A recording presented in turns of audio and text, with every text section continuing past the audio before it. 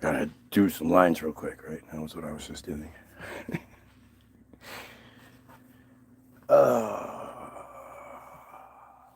So strange. I was wondering, I had gotten into my research, so I had sort of to be aware of it, so to speak. But the fact that Matt wasn't here was a real dead giveaway to me. It's Saturday. Matt should be here.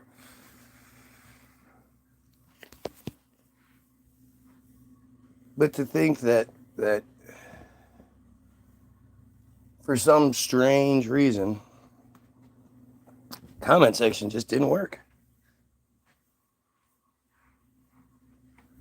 And I literally pulled it up on my other phone just so I could see if there were, and there was a list of comments, a bunch of the same shit talkers, the couple of which are the admitted friars like Cody Cohen. So why are they preventing me from smashing you guys?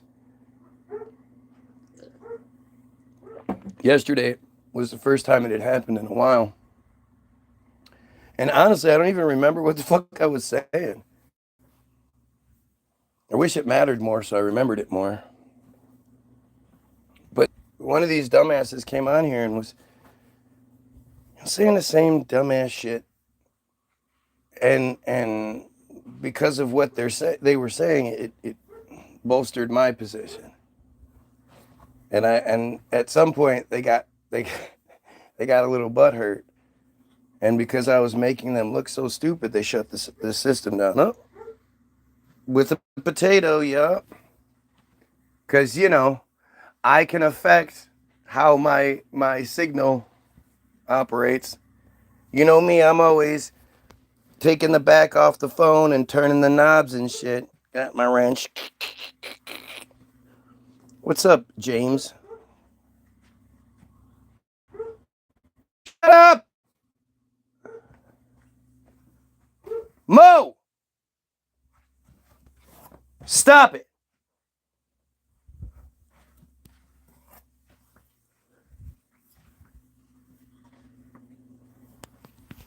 This is just another day. I guess we're lucky in that regard, right? Like, can you imagine?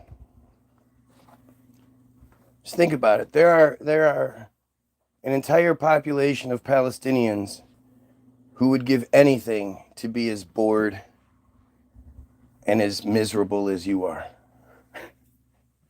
Because their lives are purposefully made so much worse by the Israelis. We're fortunate that nothing happens. We're fortunate that we live these boring lives where no big changes happen, consistently. We're never in any sort of danger other than from our police. Our police and our own government. You guys realize that, right? You guys understand that, right? You're more likely to be killed by a cop than anyone else.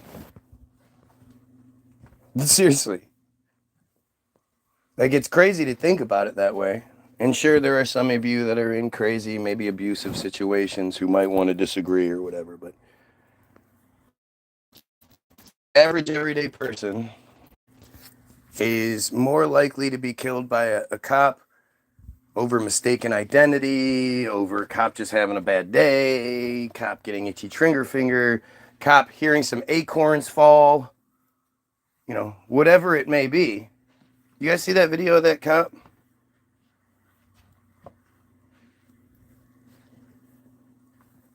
He had put a black man cuffed behind his back in the back seat of his patrol car, and as he's going to walk around it, an acorn drops on the top of his vehicle. So he does this barrel roll, like he does this contra roll, and he comes up and he's shooting into the back of the fucking patrol car. unloads his clip, blah, blah, blah, blah. You seen that shit? That man was mentally, was passed as mentally stable enough to be able to take your life if necessary.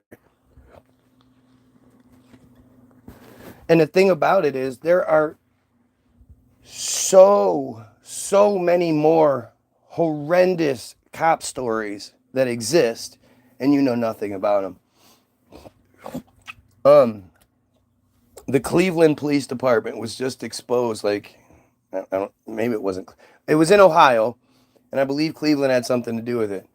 But there was a guy called Pac-Man. The officer was called Pac-Man. This black dude who had multiple instances where he would be chasing somebody and he would hit him, or they would crash and he would turn around and go away because he didn't call in the thing. Like, this dude is as dirty as it gets. And there are just endless stories of this. What's up, Open-Minded? Yeah, I've seen that video. Yeah, East Cleveland, right. And it's like, because the agency did the investigation, they found shit. If they're not doing the investigation, they don't find anything. But it seems like anytime an investigation is done into any of these police, these systems, it's nothing but corruption from the top down. I mean, the whole Brian Fahey thing is something that every American should really be concerned with. If you're not a friend of Long Island audits and Sean Paul Reyes, like, you're doing a disservice. What the fuck? You gotta be kidding me. Oh my God, it's a piece of bamboo. It's another thing we have in this fucking house.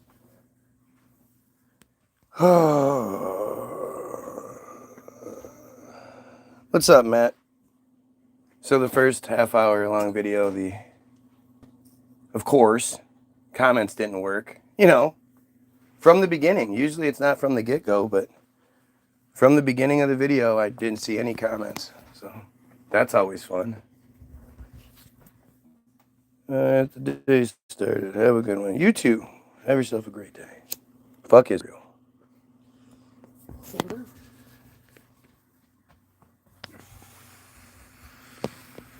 I want to chew it. That's so weird that that's their instinct. You're going to hold something there? Oh, it's a plant? I'm going to chew that. I think I should chew it. Even though it probably has strychnine in it, so probably not a good idea for them to chew it, right?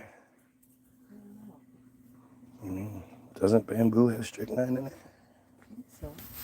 Yeah, that's why pandas, it's such a big deal, because they can only eat the bamboo because they have this special stomach that processes the strychnine. Must be what they like.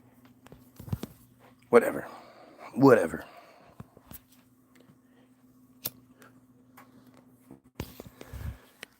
So, the video I was...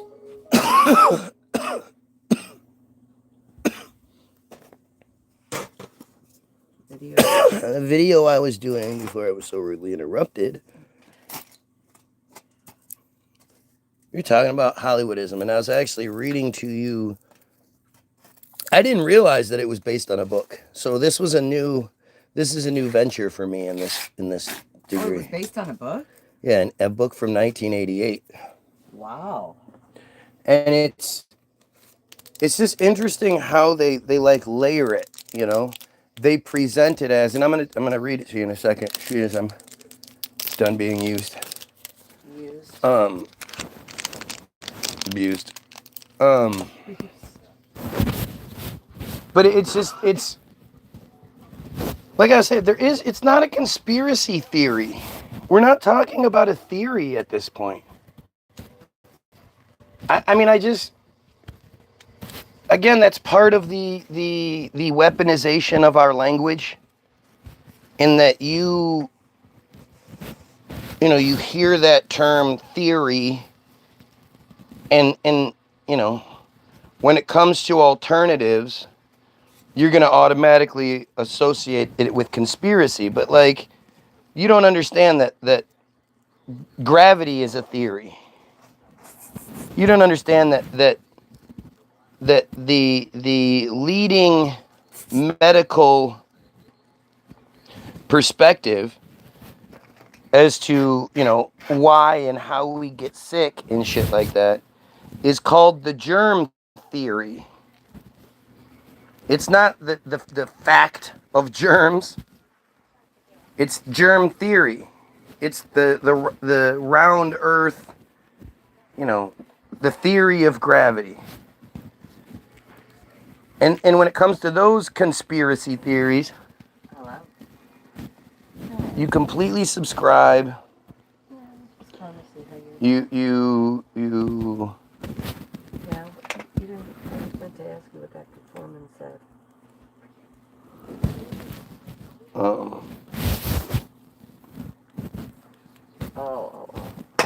Like we have dumb comments.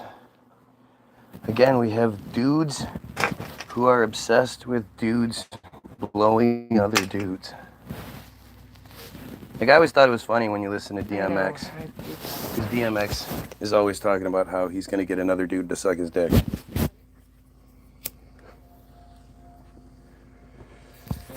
Yeah. I'll smack you with my dick in a mic. You're going to smack another dude with a dick? That's fucking weird. With your dick? It's fucking weird. Tell other dudes to blow you and shit. Is that really what you want? Like, it's weird how that's where your head goes. Yeah. But so let's go back here. So the book is called An Empire of Their Own: How Friars Invented Hollywood. Is a nonfiction 1988 nonfiction book whose topic is the careers of several prominent friar film producers in the early years of Hollywood. Author Neil Gabler focuses on the psychological motivations of these film moguls, arguing that their backgrounds as friar immigrants shaped their careers and influenced the movies they made. I mean, it's like, that's the part. Like, what do you mean the argument is that? What argument could you have to the contrary? Literally, if you talk to them, within about 5 minutes, you'll know. They'll well, as a friar, I just think this. Well, as a friar, this, that, and the other. Well, because we're friars. Well, did you know that? Like, they'll work it into any conversation they can almost immediately. And anytime they can play the victim card, again, it's immediate. It's immediate. The most persecuted and the most, they're the most hated people in all of history. Why? Why did everybody hate you so much? You can't say that. That's anti-Semitic. Asking that question is anti-Semitic. Anti-Semitism. And of course, Semitism means policy or predisposition favorable to friars. So anti-Semitism is simply you're opposed to their supremacy. Policy and predisposition, laws, rules, regulations, and predisposition is like, it's such a weird choice of words, right? Because predisposition is if your mom's family all has cancer, then you have a predisposition to cancer. Like, it's genetic programming kind of shit. And that's what are they saying when they say that? Policy and predisposition favorable to them. What does predisposition favorable to them even mean? If you're watching, don't forget to like, share, and sub. Seems like it's nothing, but I guess it helps. And it literally doesn't affect you at all. It's a couple of clicks. So seriously, if you need to, click share it on Facebook. And if you need to, say, this guy's crazy, come tell him he's crazy. If that's what you need to do that. But help. Fucking help. If this is making any sense to you, this will make sense to other people. If it doesn't make sense to you, then by all means tell me how it doesn't make sense so I don't keep saying the wrong thing. But if you can't tell me what I'm wrong about, then I'm not wrong. Pretty simple.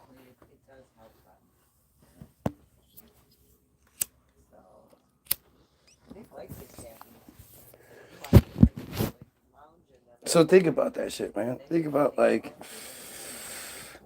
that you know, they're arguing that their friar backgrounds might have influenced their careers and the movies that they made. Not that they used this medium to create the world they wanted. And it actually does get into that. And that's literally that's the takeaway from Hollywoodism. That was my takeaway. So then to think like it's gonna here, they're gonna explain it even more. Let's read more. Gabler's main thesis is that these producers, whom Gabler termed the Hollywood friars, generally came from poor, fatherless backgrounds and felt like outsiders in America because of their friarness. They were fatherless because their fathers were killed in the pogroms. Fathers were killed in the pogroms. So then you think, okay.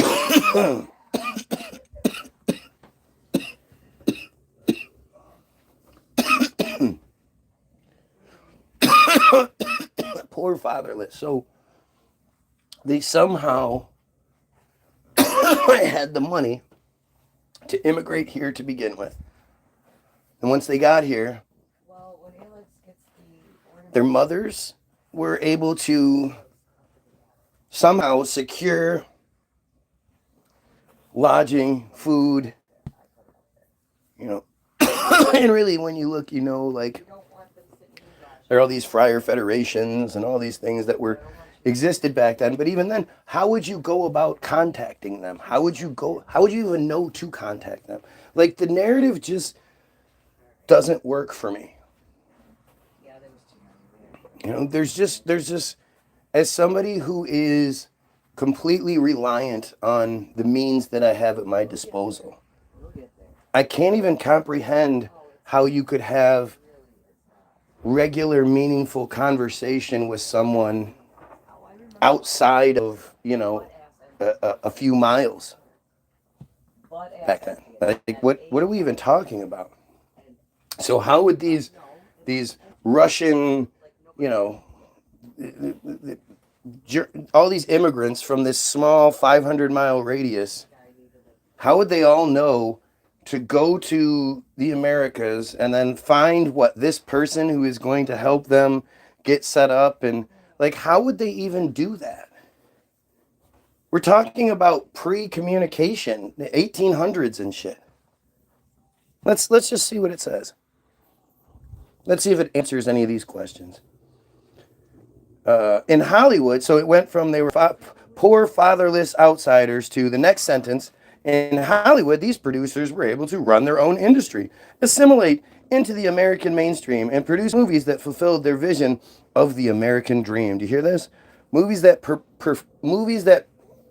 fulfilled their vision of the American dream.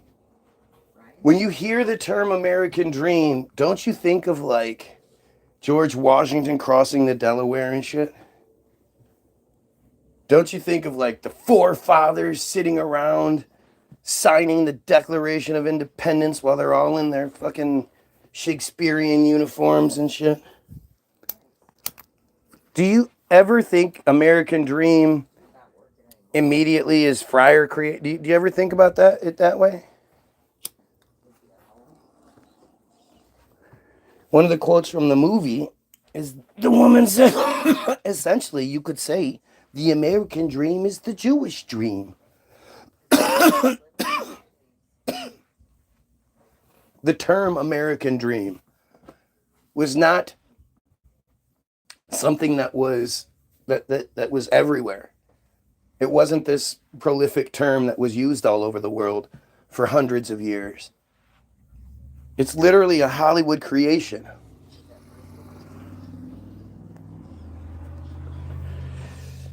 In an interview with the LA Times, Gabler speaks about the title of the book and American Dream. They had a hunger for assimilation. So, again, I just looked this up in a previous video, but to assimilate means to make something similar. So, assimilation is either you become like the group that you're in, or the group assimilates to you. You make the group your group. And that's what they mean when they talk about assimilation. It's another one of these terms that they've taken over, like anti-Semitism, like conspiracy theory, like blood libel. These terms that initially, not conspiracy theory, but blood libel and Semitism, these terms initially were opposing them. Then they inherited them, took them, and now they use them. Anytime you hear anybody say anything that Israel doesn't like, they'll say, "Oh, that's blood libel." Well, that's you killing Christian children and using their blood for matzah, for rituals, bake it into matzah for your rituals. That's what that is. Did the comments get cut off again as soon as I started talking about Hollywoodism again? Matt, you gave me a test here. I mean, with the way the comments come through, it's always surprising when they stall out. They had a hunger for assimilation, and in the face of resistance and exclusion, quote, the Friars could simply create a new country, an empire of their own, so to speak. In America, where fathers were strong, families stable, people attractive, resilient, resourceful, and decent. The 20th century American dream was to a considerable degree depicted and defined by Hollywood. All right, well, I guess I'm going to have to reset again because they've shut the comments off again. Are you serious?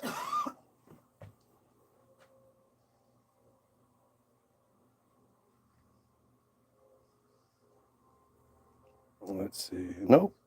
I still have the same comments on this side too. So I still have the same comments on this side too. So let's see. I still have the same comments on this side too. So let's see. I still have the. So I guess the comments still work. You guys just aren't making them. I can deal with that. Gabler asserts that the nature of their business and their movies can often be traced back to their feelings of alienation as immigrants.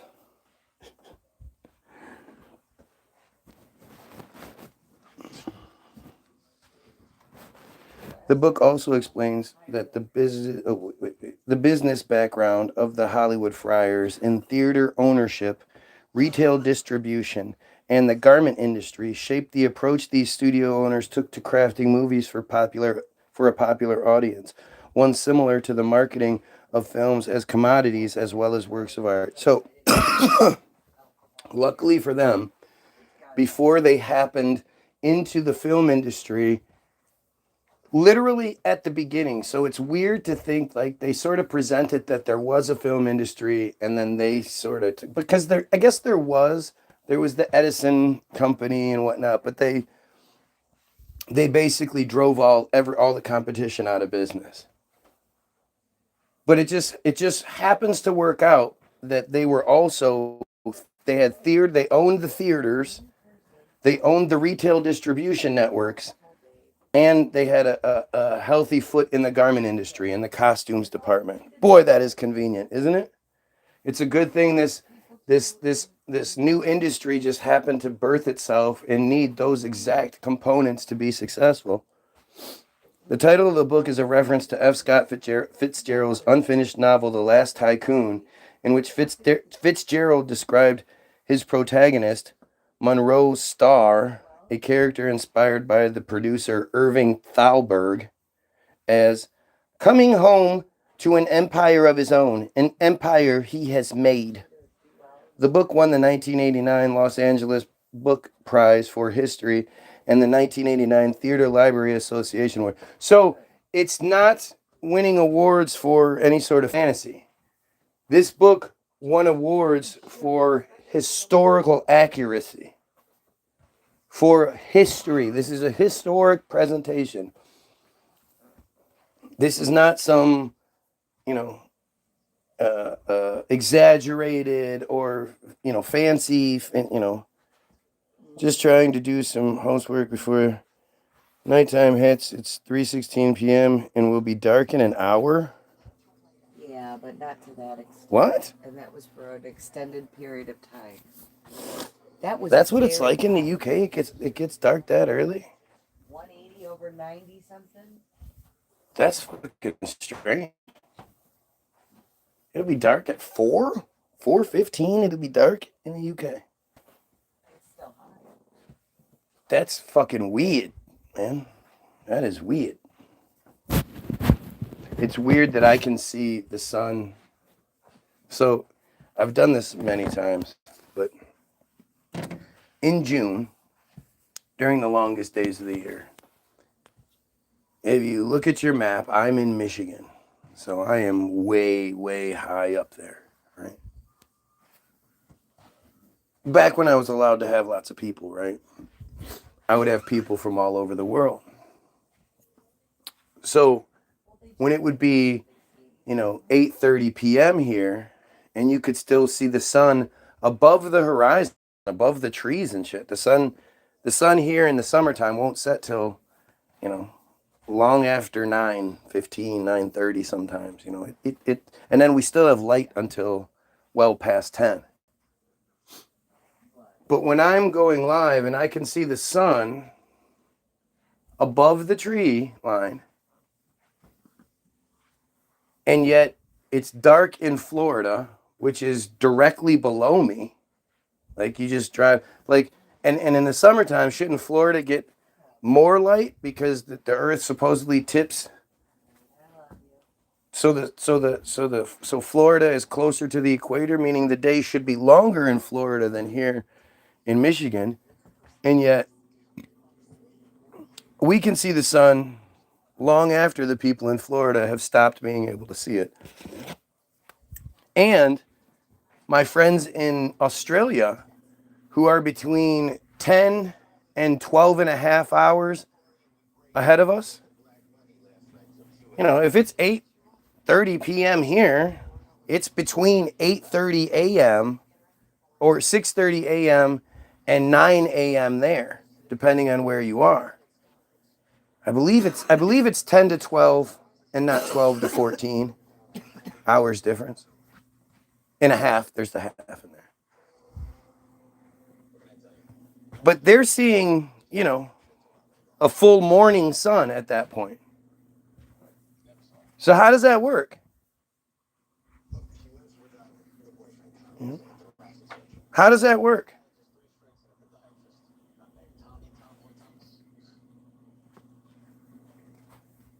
I'd love to go live in the morning at 7 in the morning or 8 in the morning here because it's winter time. So when does the sun rise here usually? It's light by 8. Yeah. Probably like 7:15-ish at this point, right? Oh no, it's probably later than that.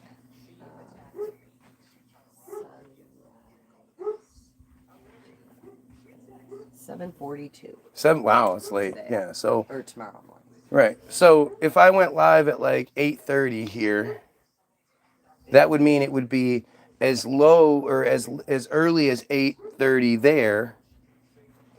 Or would it be again? Is Australia 10 or is it 10 and a half to 12? Is it 12, 10 to 12 and a half, or is it 12 to 14 and a half hours ahead?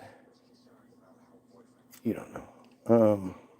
Can you look it up real quick so I don't lose this page, please? It's Australia. Just do Australia time.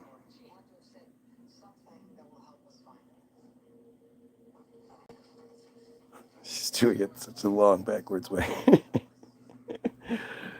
It's 2:21 a.m. there. Okay, so it's between.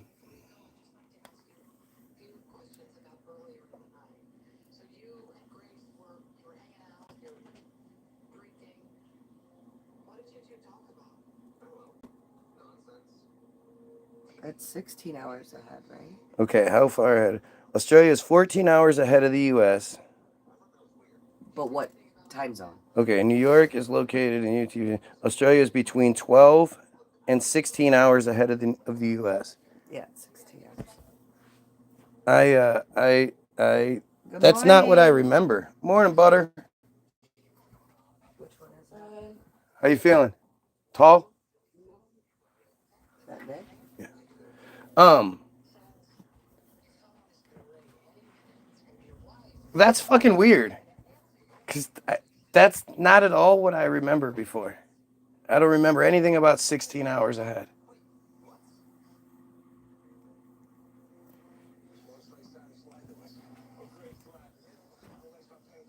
But even still, that would make it even weirder, right?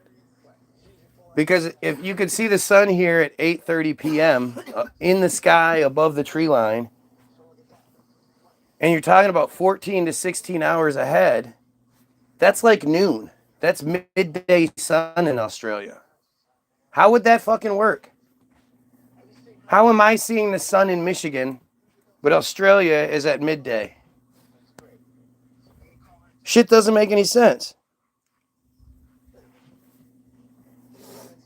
You should try engaging in what's being talked about instead of saying dumb shit. Eh? Oh, it's what schizophrenia looks like. So we have ourselves a piece of shit friar who isn't smart enough to actually debunk anything I'm talking about. So they're going to start pulling out the same old take your meds, schizophrenia, you know, the act.il approved response chart.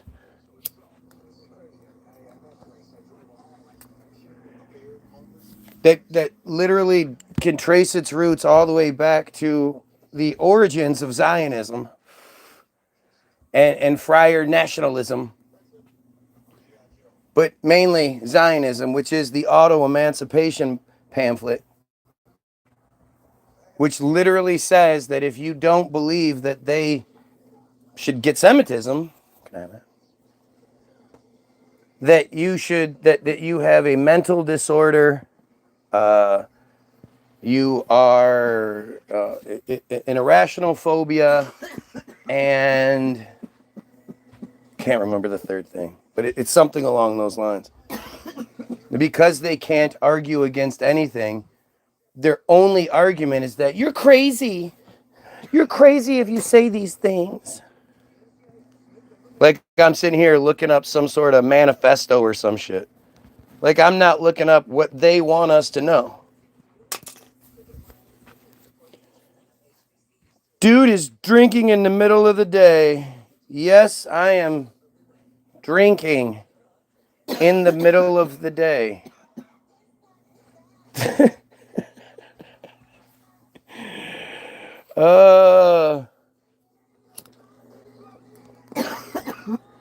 If this doesn't scream is inbred Israeli, I don't know what does. This basic, lack of understanding when it comes to how English works. They can speak it to a degree, but when it comes to the nuances of any of it, they get lost really easily. And you see it time and time again. It just, and it's not just me. Look up any video you can find of anybody talking to an Israeli. And you'll see that they're just like lunatics. Their inability to engage in any sort of meaningful discourse. It shows their disdain, like they just don't care. But two, if they could present themselves in a superior way, they absolutely would. They live in this superior delusion. So if they could say anything or oh look, we have somebody flying the pedo flag. He wants to get out of here. Let's give him what he wants. Well, you know what? Let's let him stay and make fun of himself. How did I just happen to know that he was one of them? How did I know? By his schizophrenic comment. This must be something that's pushed through the secure community network, right? The secure community network connects 90% of American friars. Which is why, again, they all seem to use the same defense. They know that there is no defending Matitza Bapé. There is no defending Bottom of Darkness. the Binding of Isaac and all this other crazy shit. There's no defending it.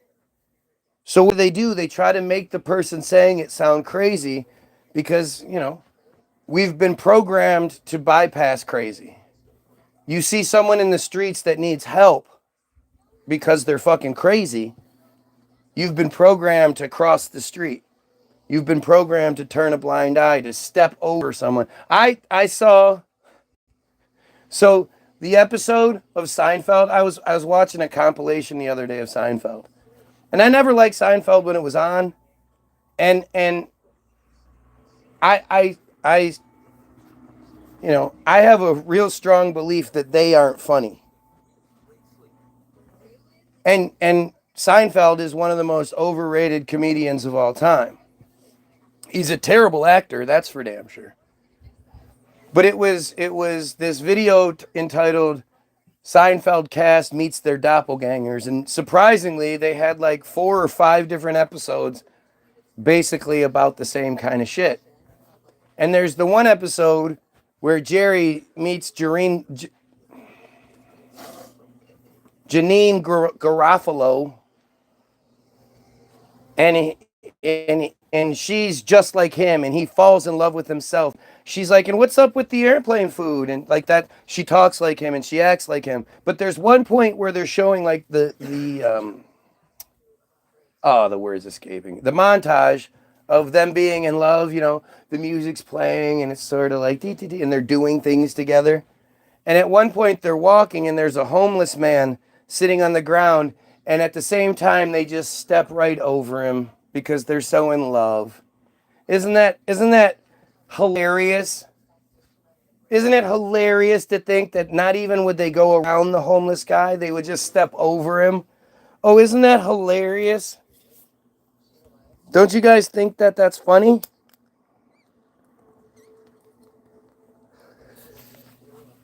And that's literally, that's who they are. I know who would think that's funny.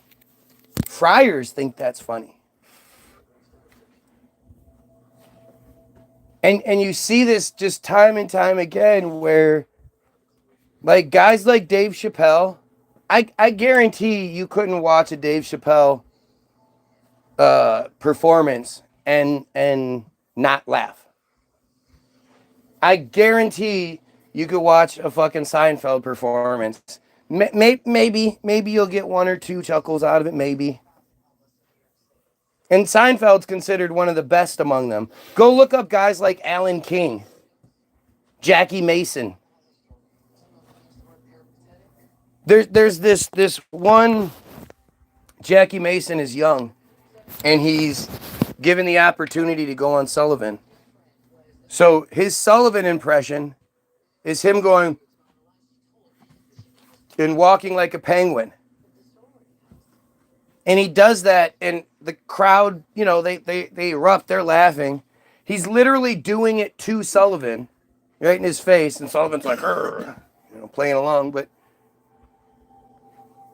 that dude was as non-funny as he possibly could be. And the thing is, like, his whole shtick is that he was told so much by everybody to avoid his friarness. And because that was the standard back then, is that the friars had to hide their identities. And he instead decided to lean into it to see what would happen. And surprise, surprise, it worked. But there's this notion that they had to hide their identities. They all had to change their names. They all had to get nose jobs. Remember when nose jobs were like in the 80s when I was a kid and prior to, there was always nose jobs being talked about. Like, nose jobs were really commonplace. And when you're thinking about like from the stereotypical from the stereotype presentation perspective, what is the most stereotypical physical feature that they have? What is the friar's most stereotypical physical feature? Exactly. So the fact that everyone's getting nose jobs is to hide from who? If they are the empire, if they're the rulers of the empire, they're not hiding from them. It's not like being friar, prevented you from getting work in Hollywood. As a matter of fact, in most situations outside of acting, friars weren't used. Like friars were that's all it was. Behind the scenes, the studios and whatnot, they would really only hire friars. And the only reason that they didn't consistently only use friars for movie roles is because it would have been too obvious. And when you talk about the idea of blackface and brownface and shit like that, right? Where blacks and Native Americans and Mexicans weren't being used, and they just thought, oh fuck it, who cares? We'll just put white people in face paint. That wasn't white people making that decision. That wasn't black people making that decision. When they talk about how racist Hollywood used to be, Hollywood wasn't a person. Just like Israel isn't a person. Israel doesn't actually exist. It's a construct. We're told it exists. We're told there are these invisible lines on the ground that define where and what Israel is, and we go, okay, that's what you tell us it is, so we believe you. That's literally it.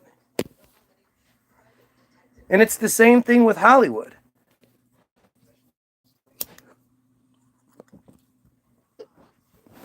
Hollywood itself never did anything.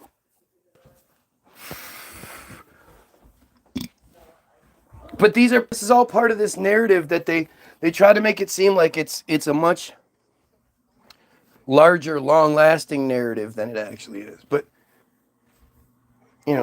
all of this sort of happened relatively quickly, where they just sort of, like, Hollywood just sort of appears. The studios are already there, and it's just weird. But again, like the actors and shit, people just don't realize, like, especially back in the day, as an actor, it was the same thing as being a baseball player. You were signed to a team, you were signed to a studio, and you had so many gigs so many games you were supposed to play, so many movies you were supposed to make as part of your contract. And hopefully your contract was renewed.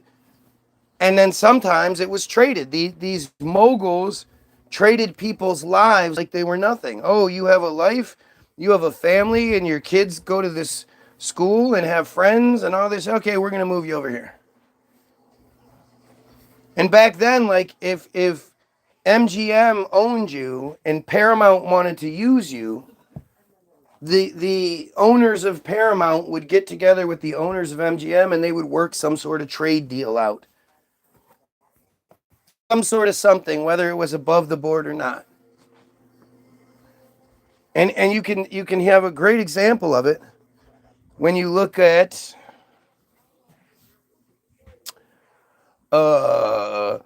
Shirley Temple.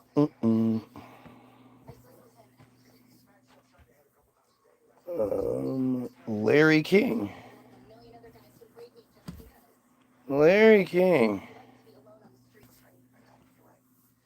Shirley Temple, speaking about the Hollywood pedophiles. Shirley Temple in blackface. Holy shit. When I left Fox, I went to MGM for one picture. Thank goodness, only one. And when I got there with my mother, listen to Larry laughing. She went into the office of Louis B. Mayer, and Look I went at how into the office of he's all in her face. And he was going to talk to me about a movie he wanted to put me in. I'm 12 years old, And I thought he was a producer, but instead he was an exhibitor. And I'd never seen anyone naked before, except myself. So I had no clue about what was happening.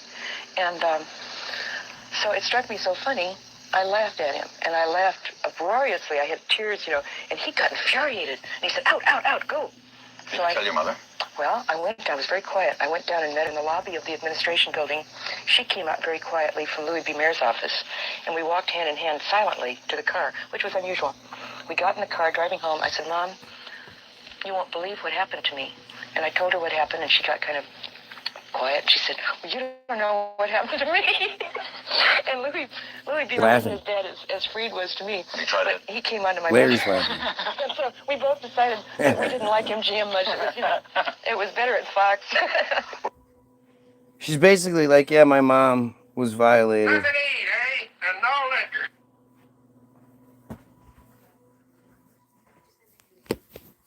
You know, like it's, and what she says is so. She was supposed to go to MGM, and actually, it was for the Dorothy role. She was supposed to be getting the role of Dorothy in The Wizard of Oz, and she went to the thing. There was Louis B. Mayer and I forget the other guy, but you know, MGM Mayer is one. And there's the other two. She went into one office. Her mom went into another. When she went into the office, this old nasty ass man like turns around in his chair, Mr. Burns style, and he's butt ass naked. And luckily for her, she started laughing and hurt his feelings. Because if she would have shown any fear, that's what he preyed upon. He wanted fear. He wanted submissiveness. And she just started laughing, and that hurt his feelings, so he kicked her out. And when she went down, she waited in the lobby, and her mom came out after her. And then walked out together, didn't say anything. And when she told her mom what happened, her mom was like, well, at least you got out of it. So her mom had to do something.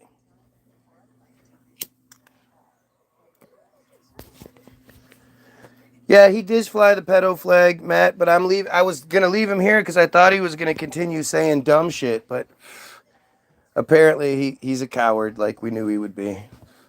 And so by leaving him here, while he has the opportunity to say more and doesn't, that actually says a lot. Flat out called a pedophile, he takes it. What does that tell you about these people? To them, that's not a horrible thing to say, because it's way more commonplace in their culture than people realize. Like I say, at the end of the day, it's turned out that I am trying to be the ultimate savior of the friar children. Everybody else is out there talking one thing or another, and I'm saying, no, let's focus specifically on them. Let's give them all the focus, all the attention, all the Semitism, the favor that they want. And let's focus wholeheartedly on stopping this practice of ritualistic sexual abuse that's done to the children, and then once they get old enough, they're forced to do it to other children, completing that circuit, so to speak, creating this fucking monster that is now capable of living in the house of someone that was just taken out of there a week ago for no reason. That's a group of people that support genocide for no fucking reason.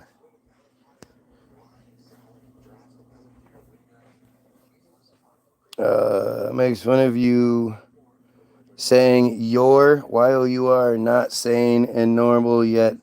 Look at his name. What the fuck are you even talking about? My one comment got deleted just because I said juice. Yeah, dude. Right? Like, think about it. Why would you report anybody? Don't be a coward. Don't report people.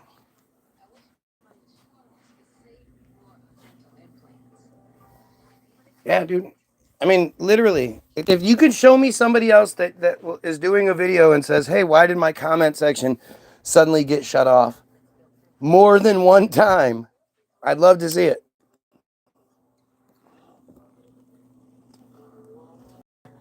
With as much as it happens to me, you would think it would be a pretty commonplace bug.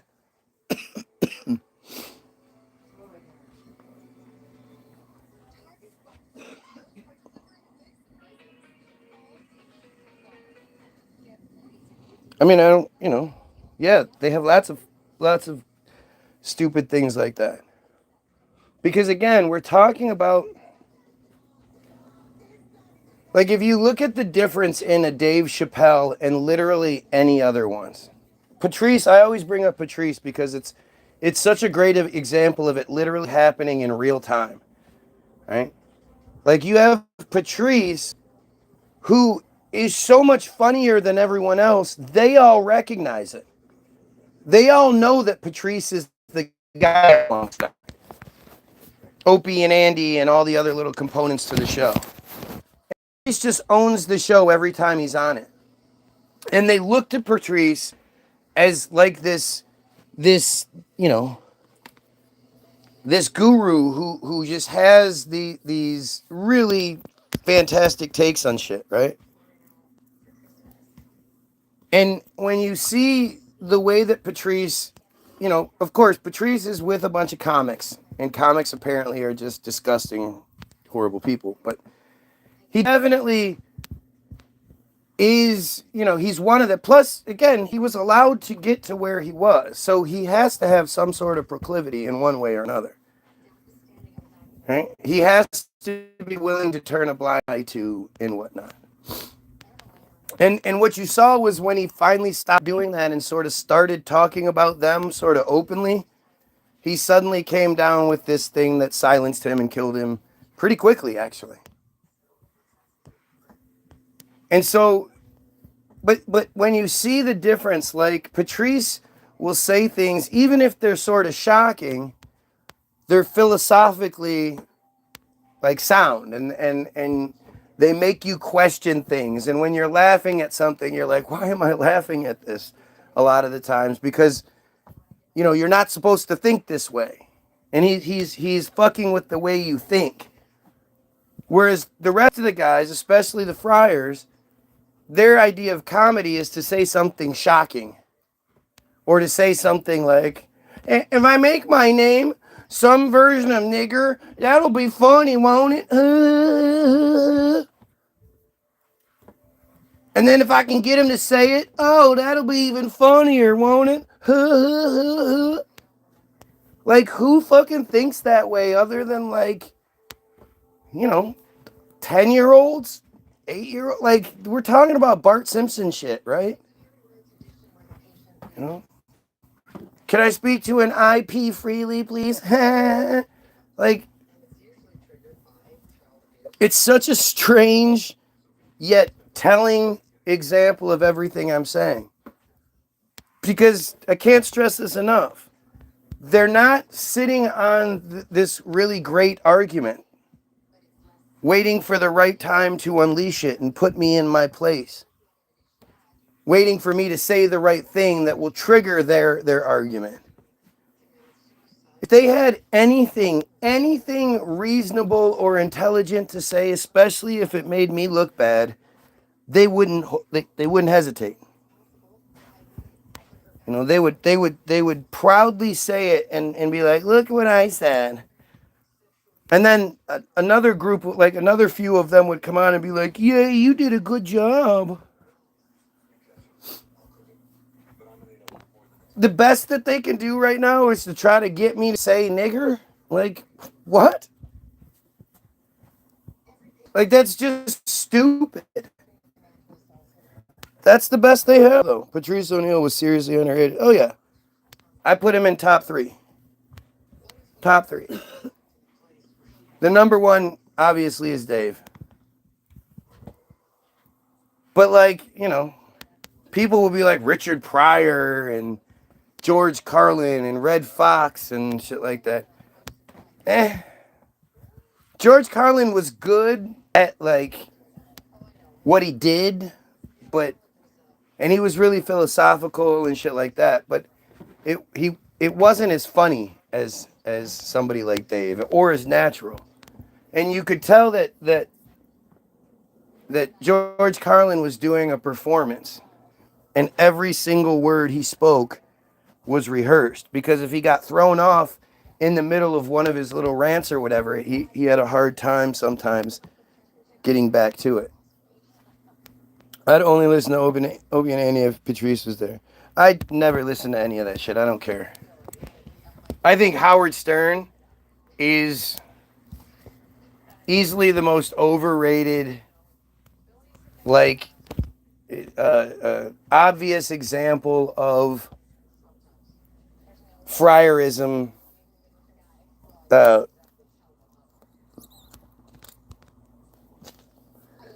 Working in a way it doesn't work for anyone else. I mean, if you watch the Howard Stern movie, remember that movie that came out? Anybody would have been this shocking, refreshing, landscape changing presence if they would have been allowed to be what Howard was allowed to be. Howard was allowed to be the shock jock. Howard was allowed to say things and do things that nobody else was allowed to do. And it just so happens to coincidentally work out that he's one of these friars from the poor family and the blah, blah, blah, blah, blah. Same fucking narrative it always is. And of course, I listen to Black Phillip show. Can't believe Patrice didn't get paid to do that show. Howard Stern is terrible, hands down. I mean, he's awful. And then Robin is just horrible. Robin is like the greatest mammy house Negro of all time.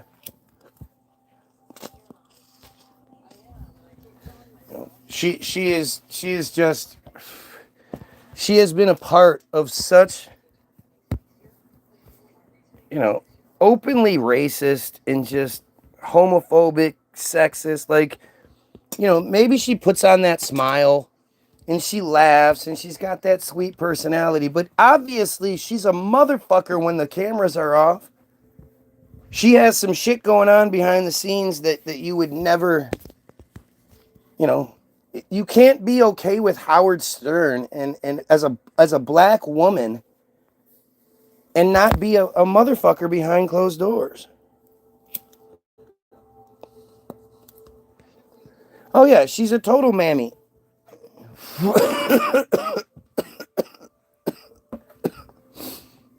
Robin Quivers. I don't know, man. To me, the whole thing is just, it's all just so obvious. And I'm trying to show myself how I'm wrong and that I can stop. I can leave all this alone and live this normal life like the rest of you. It's so hard. And it's so hard. And my titties, I pay for them titties. Get your own, you heard? You ain't fucking my one, taking my line. Simmer, just walk on by. All you haters just walk on by. You can catch me in a 150, 750 with the sandwich in me.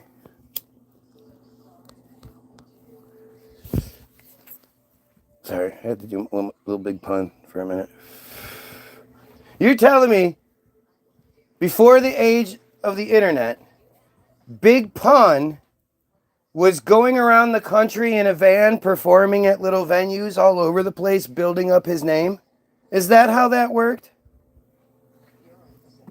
Do you really think that's the case? Do you really think, especially before, because now with the internet, I guess you can say that, they have bots out there, they have monitors out there who are just watching the internet looking for people with views or whatever. I don't know. I don't know what those limits are, right? I would have think we'd have crossed them by now, but who knows? But prior to that,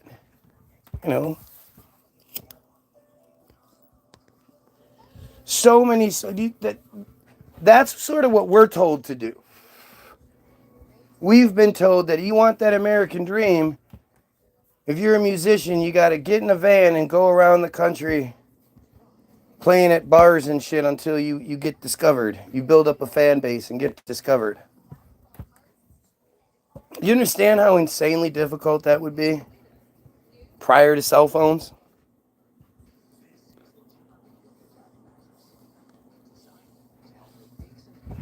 And then you think like so many of the biggest names, they were teenagers when they got started. So when did they do this big tour? They graduated at 18. They're teenagers when they start the deal, when they get signed. That means there's probably a little 2-year window, a year and a half window, because most of them are 18 when they graduate. So they've been 18.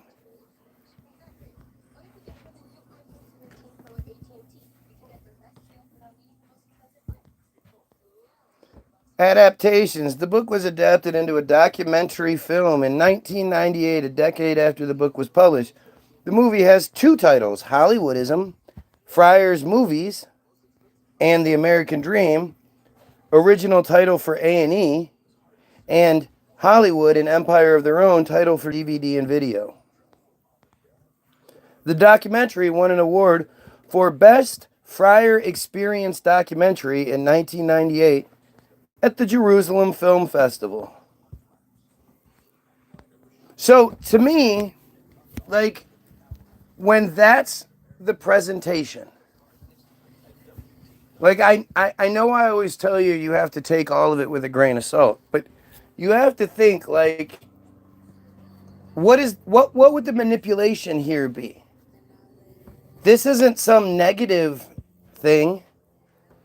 This thing is being produced, being made, and in all of its forms, it's winning awards. And like, where's the rub? Where's the negative part? That, well, this is conspiracy theory. How does that work? Other than exposing what's happening in the way things work, how would this be a negative for, how would this be a conspiracy against them? That's sort of the barometer. That's why I like Wikipedia so much, because again, they control Wikipedia. What's that? You ask for proof? Oh yeah, no problem. Proof is always a search away. Because you have Naftali Bennett, at the time, future Israeli prime minister. Currently, he's a former Israeli prime minister. At the time, he's just a high-ranking Israeli official. Mossad, all that good stuff. And here he is talking to the Israel National News.com.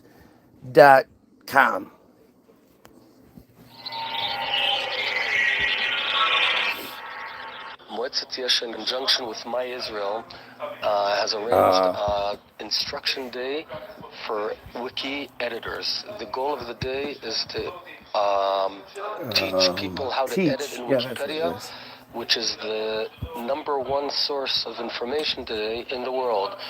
As a way of example, if someone searches the Gaza flotilla, we want to be there. We want to be the guys who influence what is written there, how it's written, and to ensure that it's balanced and Zionist in nature. I came here to learn.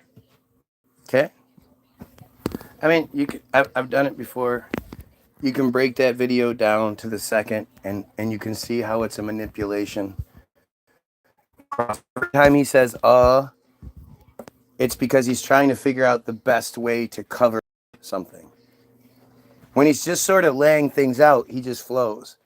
But when he's like, we were here to teach, they're not there to teach. They're there to demand that Wikipedia do it their way. And at the end, he says to make sure that everything is balanced, and that last is him going, you know what, fuck it. Instead of saying balanced and paints Israel in a fair, or paints the friars in a fair, just light or something like that, he just says fuck it, a balanced and Zionist in nature. There's that little if you go back and watch and you look at every time he says you could tell he's choosing his words carefully. But he doesn't even give a shit. Balanced and Zionist in nature. There's no... Zionism is not fair. Zionism is an extremist identity. Just like any other extremist religious cult, Zionism is the tip of the spear. And this isn't this isn't like again a theory. This is flat out like we are superior. We are entitled to. And if you speak against anything we say, you have a mental disorder.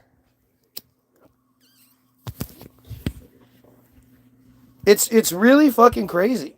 It's not even hard to it's not hard to prove what I'm saying. It's right that the proof to everything I'm saying is in the description of this and every other video. I believe I've compiled an amazing presentation that you can give yourself. If you just start, obviously you get your free download, www.the-bilderberg-group.com. That's what you can listen to in the background while you're doing the rest of the stuff. But I provide you with a link to Hollywoodism.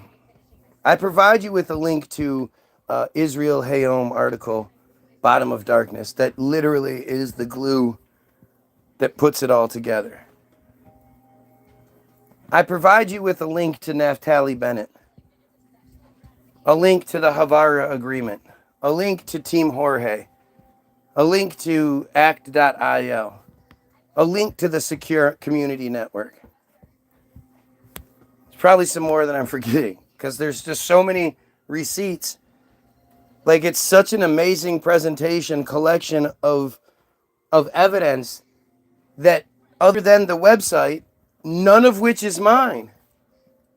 And the website is just for entertainment purposes only. Just like this video is just for entertainment purposes only. Nothing I'm saying is true. They're probably thinking poverty is a mental disorder. Well, they definitely push that narrative. There's no just joking. They push that narrative.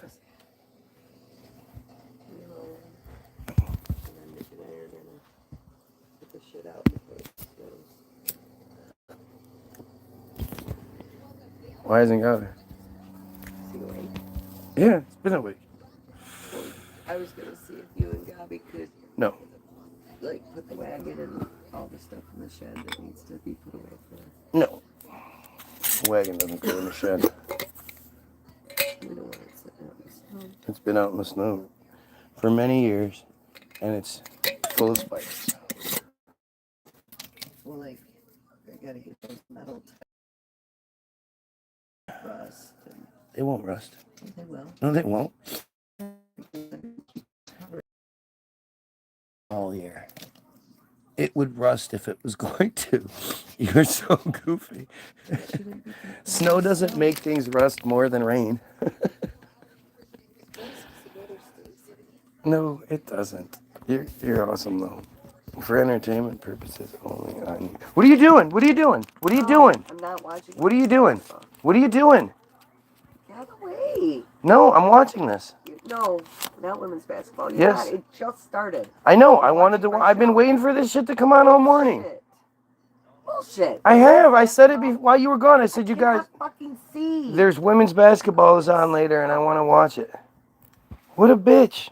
You guys remember? I said it earlier. Bullshit. Okay, I'm lying now. You totally are lying. I couldn't wait to see you came with some. Oh yeah, but you're such a liar. No, Kayla. Kayla is awesome.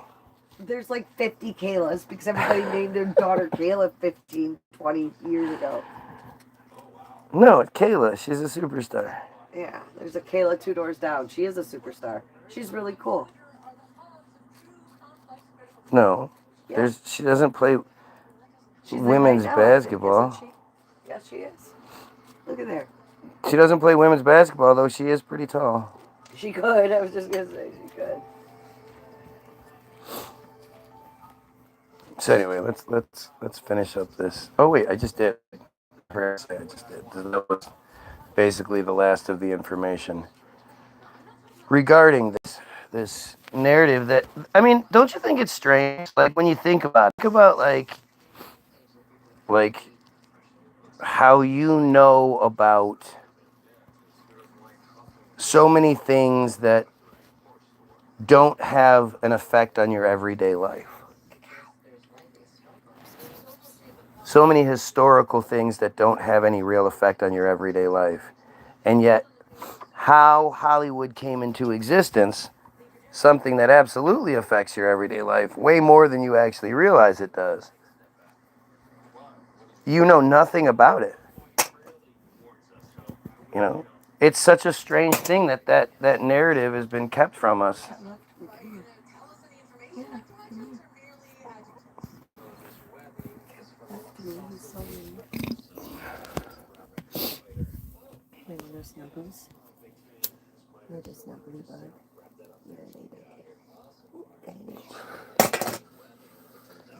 I mean, at the end of the day, when you think about it, like, I'm not even saying anything terrible. Like, I mean, I am, but if you take away the negative aspects of what I'm saying and you just look at it as, you know, I'm saying that this really small group was able to create their own narrative, and they live in a position well above us, and they control the money, the power, the entertainment, all of it. These aren't negatives.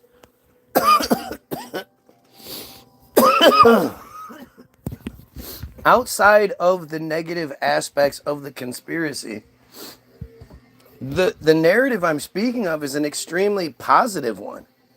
It's an extremely impressive one. You know, for this small in both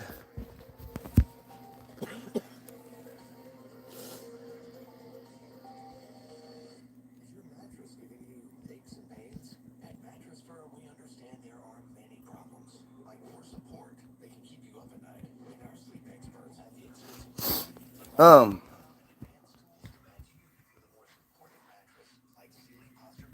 the fuck did I say? It's just it's all right there in front of us for us to see it. And everything I'm saying, like I say, is not some wicked conspiracy until it is. Once you actually see it.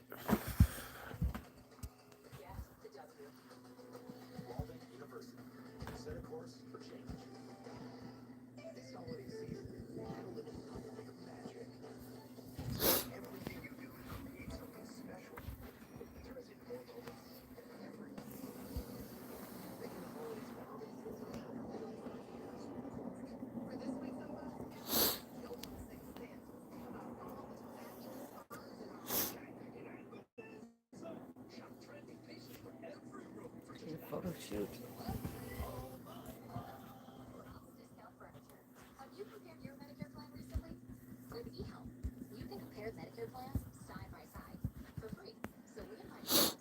Sorry, guys.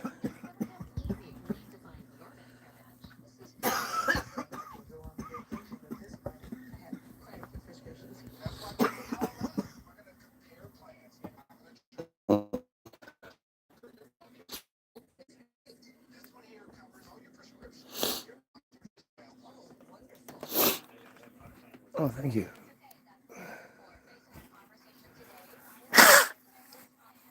Me doing lines again.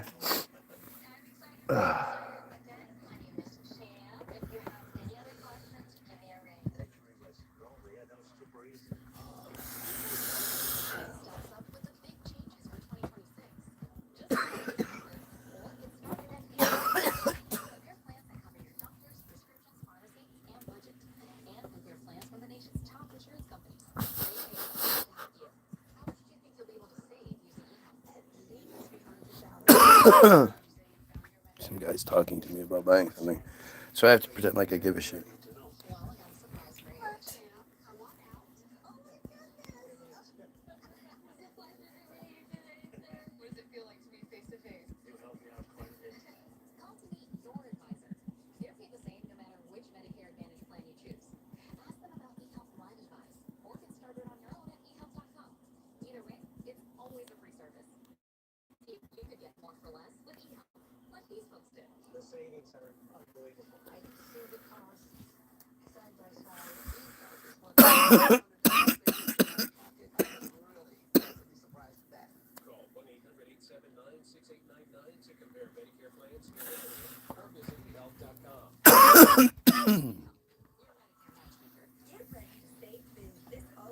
I'm sorry.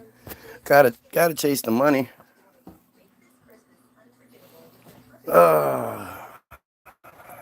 You know me. Look at, can't you tell by my profile? Remember, I'm lying about who I am. I'm actually one of them. Oh, slow down there.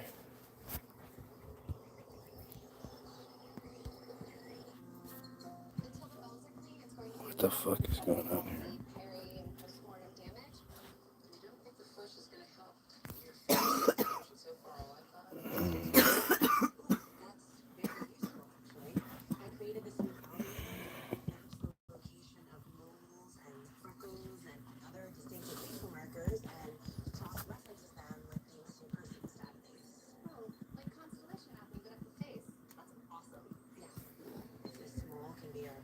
Sorry. You knew it? Yeah, well, obviously, again, look at my profile. I'm surprised the pedophile hasn't acknowledged that they're the proud pedophile yet today. I know they're watching. They always are. Why don't you acknowledge yourself, proud pedo? Stupid fucking piece of shit, proud pedo.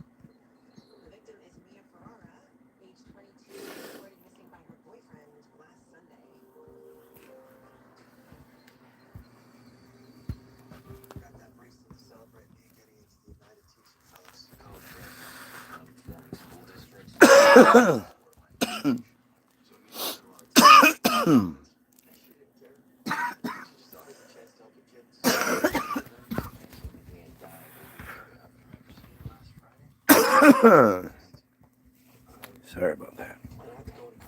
So sorry. I feel like I'm banging my head against the wall, guys. I just don't get it. By the way, if you're watching, like, share, and sub. Help the fuck out.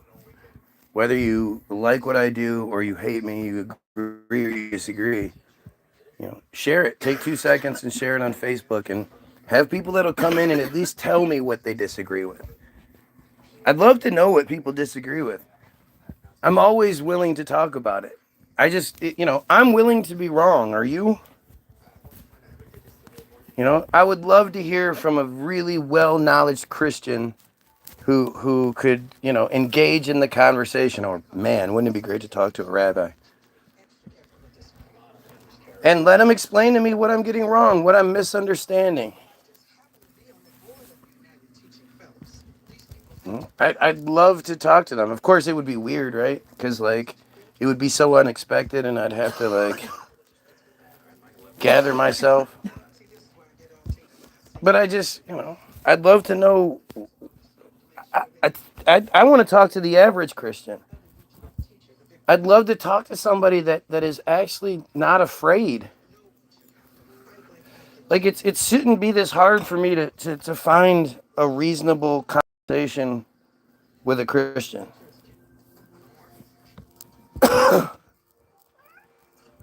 You know, it shouldn't, like, You guys have all of the advantage in the conversation, right?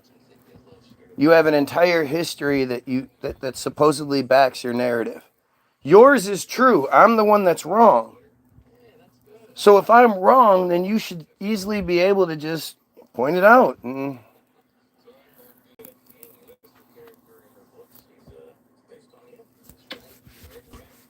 Christianity is important for a white America.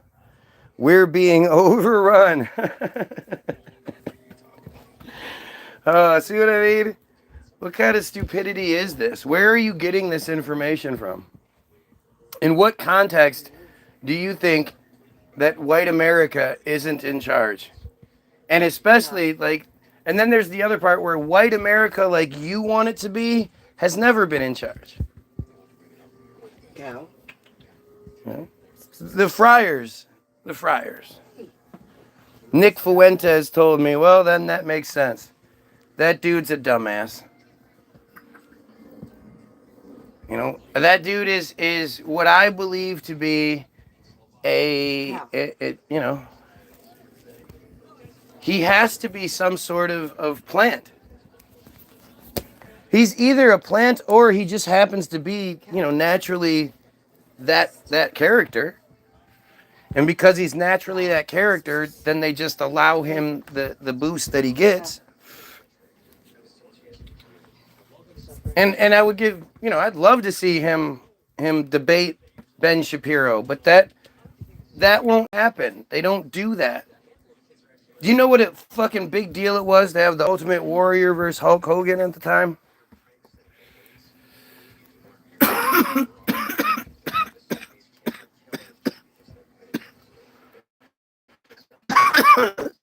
You put faces against each other.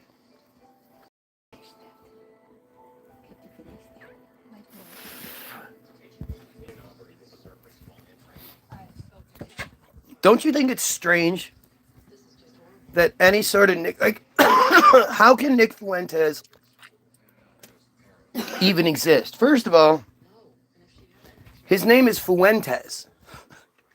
So he's not like a fucking white guy. There's more going on than just a white guy there. But how does he exist? How do you be so well informed about so many things and stop when it comes to A, the Tartarian narrative, and B, you know, the Tartarian narrative, which leads into like the history of your belief structure? How do you not see that as just another one of those chosen hoaxes? It's a control scheme. That's why they made their character, or the main character, them. With comments like this, there's no hope for humanity. There's always hope. No, that's actually shows you that there's more hope for humanity than you think. Because that's just a sheep, right? That's a sheep who you know, this shepherd. This is showing you that this is somebody who can be led. This isn't a thinker. This isn't somebody who questions things and to a degree. This is somebody who questions things to the point where they allow someone to paint the picture for them. So they can be led.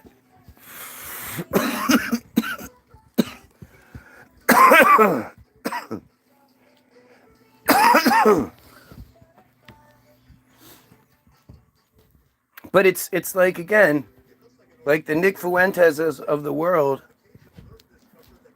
At what point do you realize that your whole forefathers' perspective, the Constitution, and all these other things, these are all just... This shit's not real. These guys weren't, you know, they weren't building monuments that still exist today, buildings that still exist today, walking around in Shakespearean clothing while drunk and high all the time.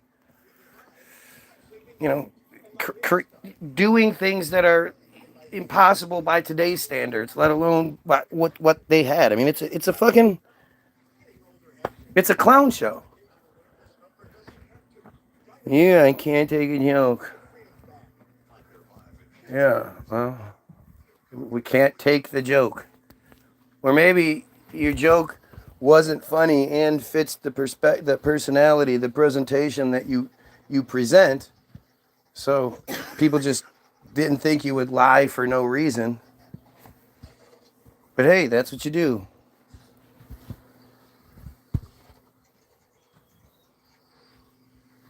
You know, it's time, man. It's time we move forward in this battle, this war, and go to that next level. Start questioning people. Why would it ever be a bad thing for me to question Ian Carroll? Like, if you are in this boat, right, you know that the system absolutely provides us with controlled opposition. If you've done any sort of research whatsoever, there was the interwebs, the CIA, the FBI, the other three-letter organizations would literally create entire identities for people. You know, the husband would be an agent, the wife would be an agent, and they would move into a community, pretend to be Harriet and John, and you know, he works at the factory, she's a house homemaker trying to have a baby, and they, you know, he wants to join the local militia group, or he wants to join the local whatever. They're very active in the community in that regard. And they would do that to infiltrate, you know, fringe groups all over the country. Now, they just have to be online. You don't think that they have all those resources still available to them? And yet, now they have more access to our lives than they ever did? You don't think they're still taking advantage of that shit?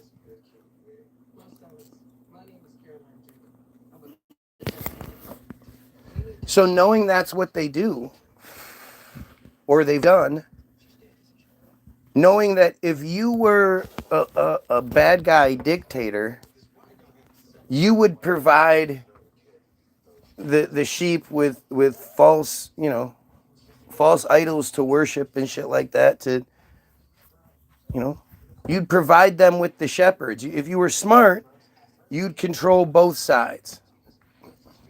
You'd control the official side and the conspiracy side, because not everybody's going to fall for your official narrative. So you better have a few different alternative narratives set up for those people to fall into, and they do. So for me to just simply go, you know what, I like you, Ian Carroll, I think what you do is great. However, I want to make sure I'm not being duped, because I was duped before. I was duped by Brian Mullen. I was duped by Ken O'Keefe. And I just want to make sure that you're not the next version, because, you know, let's be frank, you appear online in March of 2023, and you blow up in ways that nobody should. Nobody else is allowed to. Talking about things that people like me get in trouble for. So why are you... Shouldn't you be like more than happy to quell people's fears if you're going to put yourself in the position that you have put yourself in? Shouldn't you welcome the inquiry? Shouldn't you want people to know who you were so that they don't have any doubts that you have the best intentions possible? And that being said, what makes you stop with your incredible brain and your incredible ability to research things and you know, present them to people with your teacher perspective, because you just happen to have been a teacher as well, just like Brian Mullen. Reminds me a lot of Brian Mullen, actually. The white Billy Carson, out of nowhere. But shouldn't you just want us to ask you some questions? If we have any doubts, if we have any, and when you expect people to, like, as good truthers, that's what you do. You ask questions. What's wrong with Ken O'Keefe? Oh my goodness, are you crazy? When you say things like that, it kind of dates you, right? It shows me that you probably haven't been in this situation for a very long time. There's so many trolls on here, it's hard to tell who's joking. Well, that person's always talking shit, so I would absolutely assume it's just another bunch of bullshit. I wouldn't even waste time. Ken O'Keefe. So my Ken O'Keefe story is a personal one. I'm not telling you secondhand stuff. I'm telling you a firsthand situation that you probably, like, I don't feel like I have to sit here and proclaim I'm telling the truth, because that's what I'm doing. I never lie about shit. I never exaggerate shit. I tell you the truth about things to the best of my ability, and we go with it from there. And one of the main reasons is because, especially with the Ken O'Keefe story, not only have I told it before, well, I don't think you'll be able to, because they destroyed the page, so you wouldn't be able to find the actual proof of it. But, again, what would be the point? So I'm assuming it was 2016. I had been hurt. I had resigned myself to making videos. I think this was still before live. Yeah, this had to be before live, because I would make 5-10 minute videos talking about, a lot of times, usually chemtrails, because 14, 15, 16 were the most crazy chemtrail years in my lifetime. Especially 16, like just insane what was being captured every day in 2016. And so my videos were getting 3,000, 5,000 views, and it was going well. And my, I went from having a couple hundred friends on Facebook and like 30 following to my Facebook limit, my 5,000 limit, and some 2,000 following. I'm not sure. I don't remember. Plus, we had the band page. And the band page was if we released a song and it didn't get 1,000 views in the first 24 hours, I was disappointed. That's how things were for us at first. And I had discovered Ken O'Keefe somewhere in the late winter, early springtime, I think, of 2016. This is as the World Citizen project that he put out there is coming to, that narrative is coming to its culmination. It's already started to crack. But I discover him, and immediately I'm just enthralled. Holy shit, somebody's actually saying these things. Like, this is sort of the start of me making my change into this. But I had already gone down that road, but I couldn't find any information, anyone speaking about it to sort of, to engage with and validate. And so I find the Ken O'Keefe videos that are available. And I'm just like, holy shit, I watch everything I can find of Ken. And I write the song, The Samson Option. And Charles, produces it. And I send it I find the Ken O'Keefe official Facebook page, and it only has like 27,000 following or something like that at the time. It's still relatively small. And I reach out and I'm like, hey, you know, we wrote this song. We made this song inspired by Ken. You know, would love to know what he thinks. Really appreciate what you guys do. Thanks a lot, blah, blah, blah, blah. You left it at that. And the page monitors got back and they were like, yeah, great video, man. Or no, they didn't even say that. They said, we'll let Ken check it out and we'll get back to you. And I'm like, yeah, okay. I know the blow off. But it is what it is, and we post a song and we're cool with it. So, you know, I don't know. Maybe I did put out some sort of Ken O'Keefe, like, hey, you know, I remember putting out videos along the lines of, no. So what happened was, I noticed something. I noticed that all of the Ken O'Keefe videos abruptly stopped in like April. And it was June or something like that. Towards the end of June.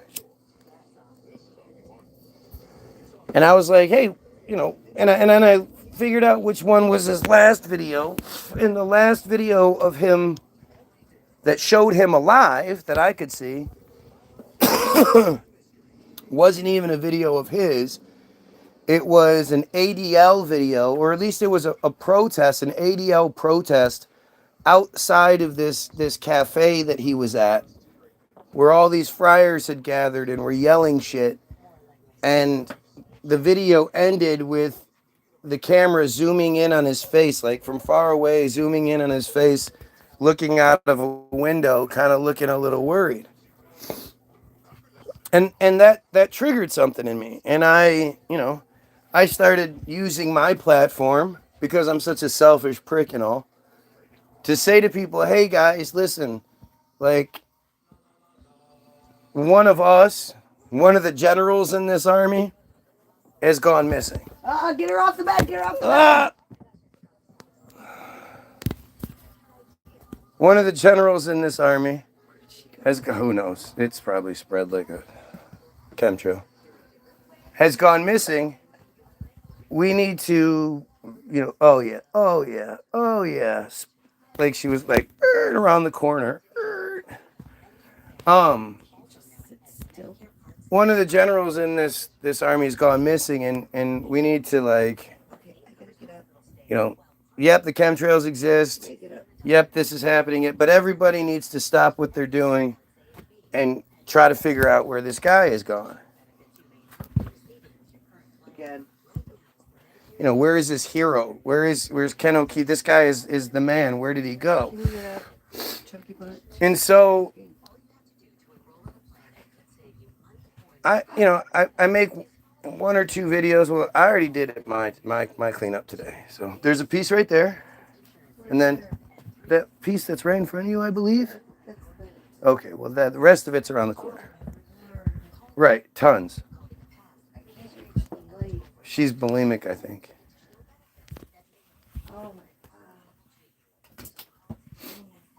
And Guy said, let there be light. So there was light.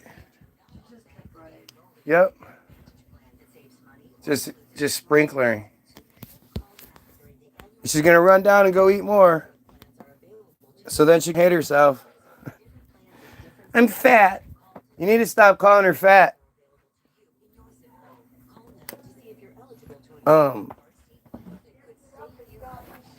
Huh?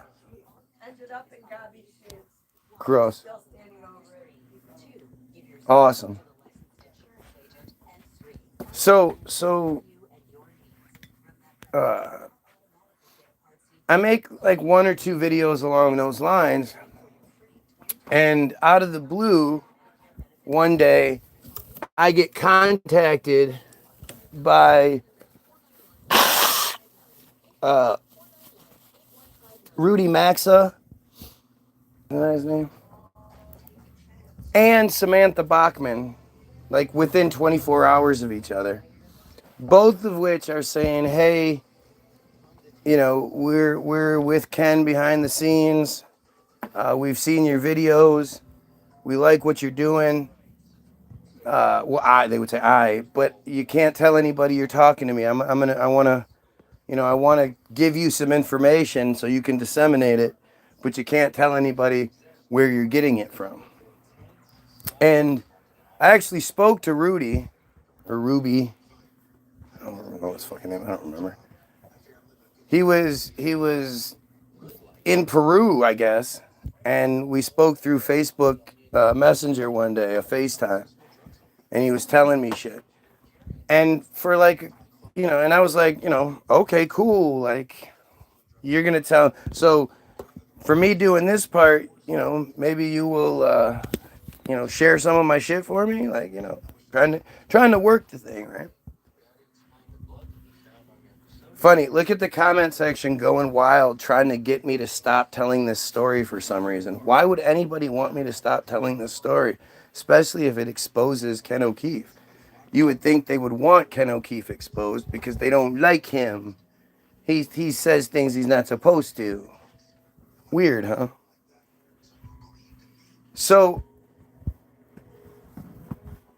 like every day I'm making new videos, and I'm sort of talking about, hey Ken, if you're out there, because my whole thing was like, I was concerned about him. I didn't think anything bad about him. There were a couple of red flags that I noticed in his videos, but I just overrode them because I wanted him to. And I told people repeatedly, like, if you dig what I do, then stop watching me and go watch this fucking guy. I used my platform to promote him. I was all about this guy. And so I start putting out these videos like, hey, Ken, I've been hearing some crazy things. I don't want them to be true, but you're nowhere to be found. And these things are sort of matching up. Like, what's going on? Where are you? We just want to know that you're okay. If you needed to go on a break, then just put something out letting us know that you're alive, you're okay, you just needed to go on a break. We totally understand. You've been putting in a lot of work. You deserve a break. It's totally okay. It's not, there's no demands here other than knowing that you're alive and okay. By the way, if you're watching this, don't forget to like, share, and sub. There are a lot of people that need to know this Ken O'Keefe story. It's an important one. So, after a few of my videos come out, suddenly the Ken O'Keefe page reaches out to me. And they're like, yeah, we played your song for Ken. He really likes what you did. So much so we're gonna pin it to the top of our page on our Facebook page. We're gonna put the top as the top comment. And I'm thrilled, holy shit, no way. All right, awesome. And so I the song gets shared at the top of the page. Almost immediately, it's at like 3,000 views. It's working well. And maybe it was a day, maybe it was two, but it dawned on me, hey, wait a minute. I still don't know if Ken is alive and well. I know that this page said something, and I thought, like, how do you get to me? Right? You can't hurt my feelings. You can't, and I'm a believer in all publicity. You missed some. Oh, I'm a believer in all publicity is good publicity. So, like, nothing bothers me. So how do you get to me to back me off? And to me, it dawned on me that there's even some in here too. That it was flattery that works, right? If you want to get me, flatter me, and I'll be like, oh shit, like I don't want to screw up this opportunity I've been given. So I should be quiet. And I've never been good at that. You know, I've been on multiple podcasts and whatnot where I ended up getting into it with the host because the host is used to getting their way, where they say something and because the person wants it so bad, they agree with something that they normally wouldn't. And I end up making the host look dumb. And it would, you know, put my foot in my mouth many times. But it's just, you know, it's consistency. So I think about this and I realize this with the Ken stuff. And I put this out there and I'm like, you know, hey, I really appreciate everything that's going on. I appreciate the support. I appreciate, you know, sharing the stuff. I'm still not at all negative on Ken. But I want to know he's alive. Like, I need to know he's alive because I'm really concerned about his well-being based on the last video of him.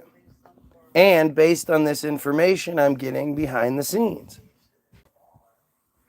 And so I get this another message. This time, it's supposed to be Ken O'Keefe, I guess, because it speaks in a way that seems like it's overtly Ken O'Keefe. Like the person is saying things like, and you can take that to the bank. Like, to sort of go out of their way to prove that they're him by playing all the hits, you know. And again, at the same time, I'm getting told by Rudy especially, like, you need to look into this, you need to look into that, you need to look into where Ken came from, you need to look into the Gaza flotilla, you need to look into the fact that he was, you know, one of two people let go by the Mossad. There's something else going on here. And so I put that out like, hey, you know, so I get that message, and then I talk about the message on one of the videos, like, hey, does anybody else think this is kind of weird? Some more over here? Yeah, Where? right in front of the bed.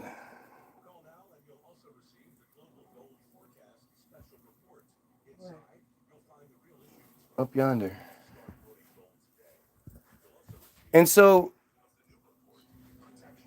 I end up in the comment section on, I don't know. No, Check your foot. I Flat. no, it's old. I think it's old. No. Well, she didn't go that way, so it has to be old. I'm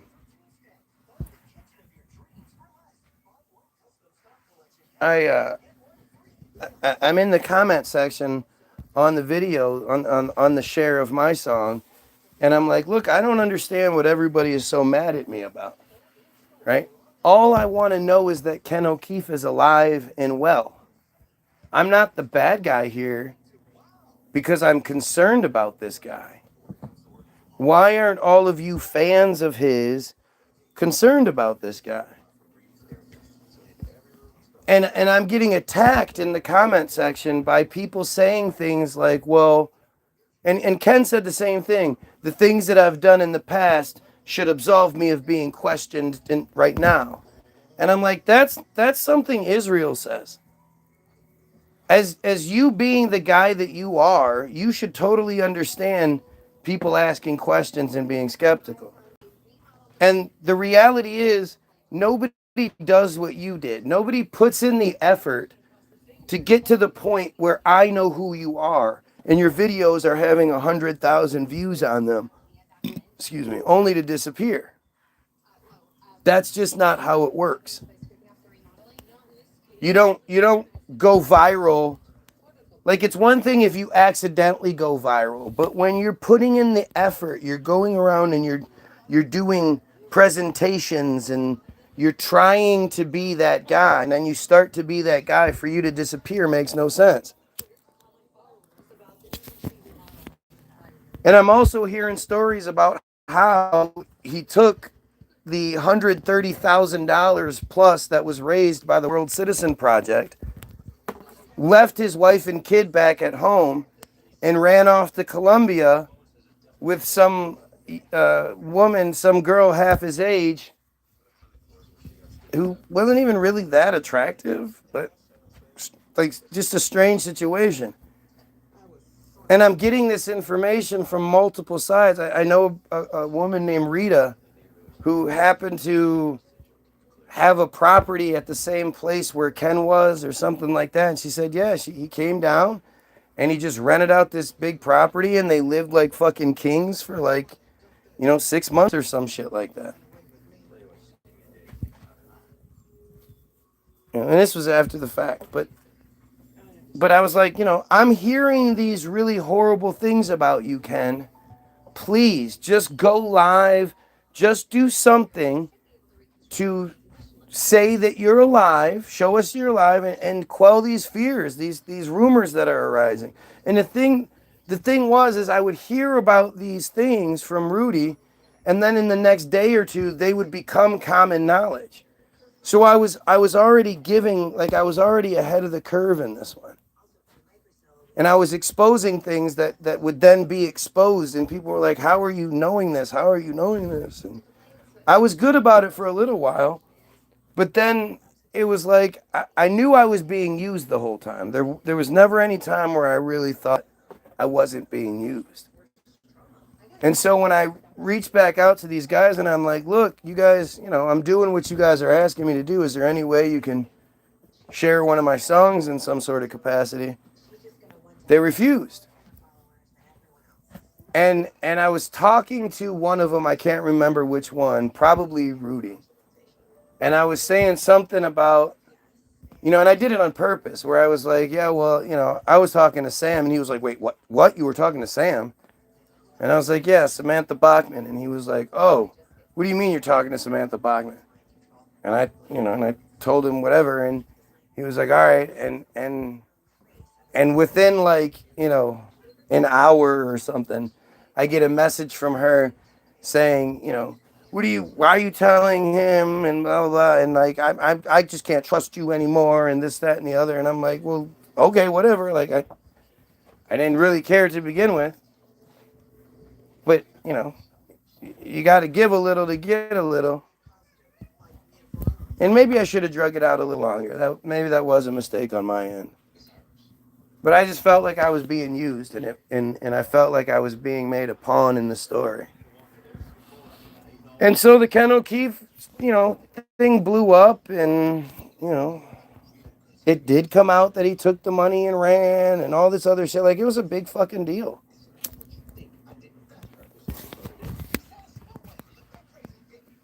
And then just like so many other agents, like Liam Exmail and Amanda Danielle, Madison Star Moon, he disappeared for a little while. And then he would resurface, and it would be some sort of story, and then he would disappear, and then he would resurface, and then he disappeared. Now he's recently resurfaced, and he looks really different, and he's walking around these goofy hats, and of course, what does he tell you? He's a Christian, right? He pushes Christian bullshit. And I just sort of moved on from the story. I had other battles to fight with Madison Star Moon. But it was just such a strange, couple weeks. And the way it's turned out since is strange. I see him on the Jake Shields podcast. And whenever he posts a clip of Ken, I'm always like, ask him about the World Citizen Project.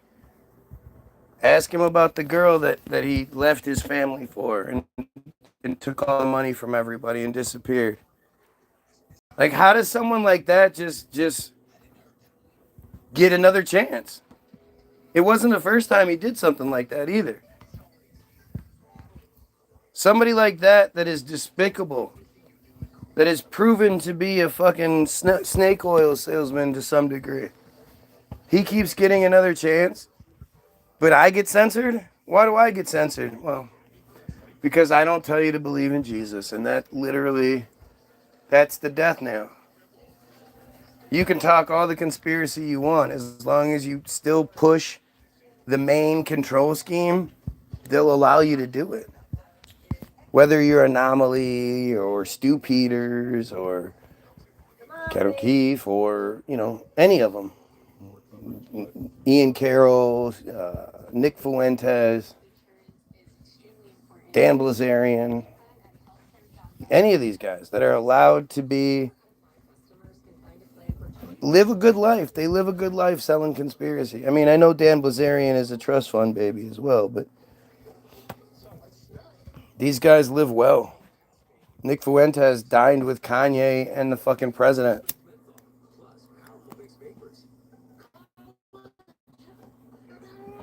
Because that's how shit works, right?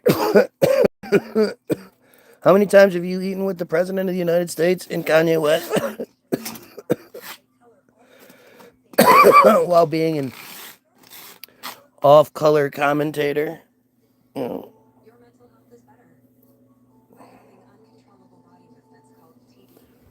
No idea what you're talking about. Taking a shot so it's fitting this stream came up. You're taking a shot of alcohol? She's not up here, Bubba.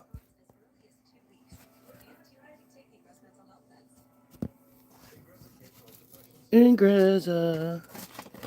It can cause depression and suicide. Make you want to kill yourself, make you want to kill your dogs.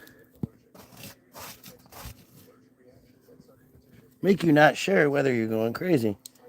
So you'll question when you're taking it. And then by the time you realize you shouldn't, it'll be too late. Ingrezza. Oh, Jesus. The symptoms are just so much. They're the majority. They're 70% of the commercial.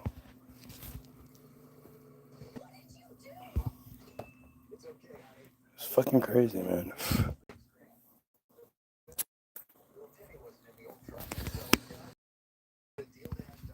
You guys are just there, man. You wouldn't be here. Even if you pretend to hate me, you wouldn't be here every day if I was wrong. There are so many other people and streams and videos and feeds and video games and TV shows and movies and stuff to do outside that you could be doing, and you're here every day trying to somehow make me seem crazy so it feels better, I guess. Or so that more people don't think my way, because that's the ultimate fear for you. But you know how it is. Constantly kicking ass gets to be tiresome. Especially gets to be boring when there's no opposition. Right? Ken doesn't know who you are. Right? What part of my story did I say Ken knew who I was? Did anybody hear me say Ken O'Keefe knows who I am? Isn't it interesting how those who argue their own narrative and not what's actually being said? Constantly. If I'm wrong, why do they do that? Why don't they just tell me what's wrong? It seems like that would be so much easier, right? Anyway, have yourself a wonderful day. Go get your free download. Go check out the receipts and all the rest of the stuff in the description. It's this presentation, but you can make it yourself. I'm giving you the foundation. I'm giving you the script to be able to make this exact same presentation I'm making for yourself based on the information that they provide us. So go check out the receipts. Get your free download, www.the-bilderberg-group.com. It's free to download. All it asks is that, all right, when it asks you how much you want to pay, just put 0 and it's free. All we ask is that you share it with someone. Have yourself a wonderful afternoon. And most importantly, as always, you pedophiles, kill yourself.